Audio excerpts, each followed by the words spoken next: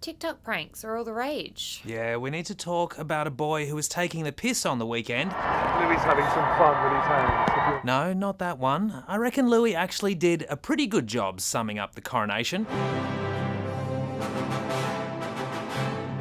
The little ratbag I want to talk about probably dreams of being just as famous and thinks going viral on social media is the way to achieve it. A mate was packing his shopping in his car at Bunnings on the weekend when a boy about 13 runs up asking where a toilet is. Aww, I don't like where this is going. The kid says he can't hold it any longer, runs around to the front of the car and appears to take a slash on it. What the actual is probably what you're thinking right now, which is how my mate felt before wondering if he was caught up in some elaborate carjacking plot. Get out now, this is a carjacking.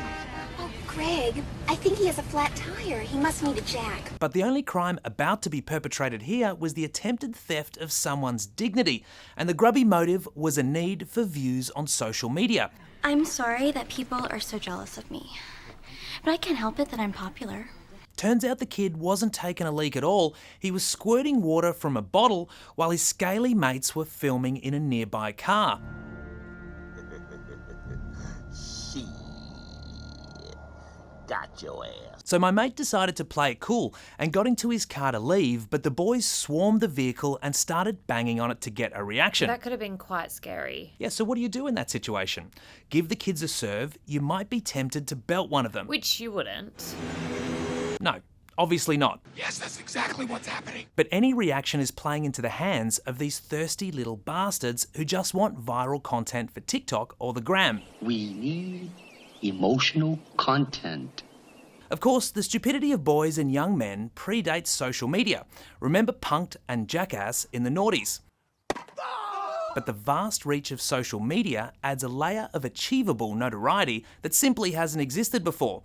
And because it's happening more often, there's a greater chance for things to really go wrong. It happened in the US in March. Yeah. 4 teenage boys tried the TikTok bucket trend. That's when you sneak up on a stranger, cover their head with a bin or a bucket, and they did it to a 30-year-old cancer survivor. She fainted and had to be hospitalised. Lana is a 30-year cancer survivor and developed epilepsy later in life. She says the assault deprived her of air and she fainted soon after. If that's a joke, it's not very funny. The perpetrators of these pranks sometimes end up in hospital too, or worse, which technically qualifies as Darwinism in action. He attempted to jump a jet ski from a lake into a swimming pool and impaled his crotch on an iron gate. And for what? A few views? A fleeting moment of fame? It's bloody sad, and I actually pity this generation of kids who don't realise how freaking lame they really are. It's not just the kids who are behaving badly. We got a great example of how not to adult on the weekend at a state league soccer game between Rockingham and Mandurah. Probably no love lost between these two at the best of times, but violence erupted when a Rockingham fan appeared to throw a glass beer bottle at the Mandurah team as they left the field.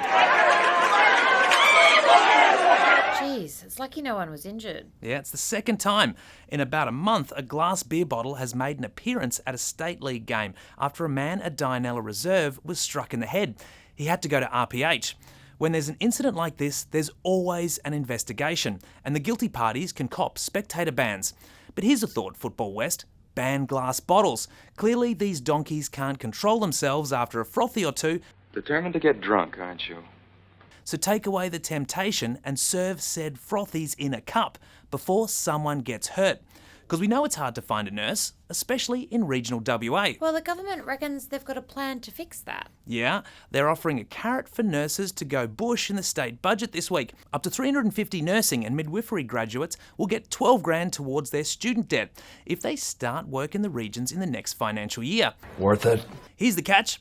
They only get 4 grand a year, so we'll get 3 years in the bush out of them if they want the 12k. Not worth it. The scheme will cost the government $4.2 million, which in political terms is 2/5 of all. Victoria, on the other hand, has committed $270 million to paying the HECS debts on nursing courses for up to 10,000 students. 10,000 nurses getting free courses in Melbourne. Great. 350 nurses getting discounted courses to move to the WA bush. Less than great. One of those strategies is a token effort, and the other is committing to having a real impact. Victoria. Victoria! I'm Ben O'Shea. For more Up Late, click the subscribe button below.